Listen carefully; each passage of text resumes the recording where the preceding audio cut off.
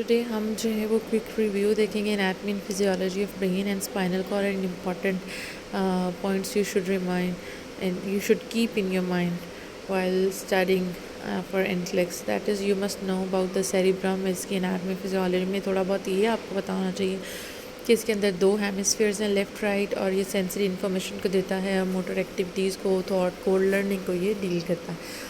دین آپ کو cerebral cortex کا پتہ ہونا چاہیے کہ برین کی الیکٹریکل ایکٹیویٹیز پہ آتی ہے.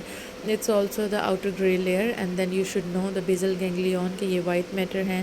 دا اینکیفالون کے بارے میں آپ نے سنا ہے کہ ہائپو تھیلمس اینڈ تھیلمس اس کے اندر فال کرتے ہیں، جو کہ آپ کی اسٹریس کو، رسپانس کو، یہ ساری چیزیں دیکھتے ہیں.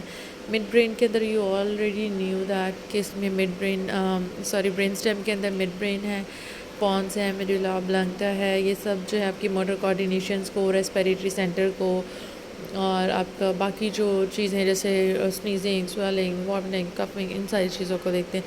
سیریبیلم میں آ جاتا ہے جو کہ آپ کی موومنٹ کو، پوسچر کو، ٹون کو دیکھتا ہے. اسپائنل کارڈ میں آپ کو ان کی نروس پتہ ہونی چاہیے، ان کی آپ کو پتہ ہونا چاہیے کہ کیسے اسیس کرتے ہیں. آپ کو نرو ٹریکس پتہ ہونے چاہیے، میننجیز کے بارے میں پتہ ہونا چاہیے.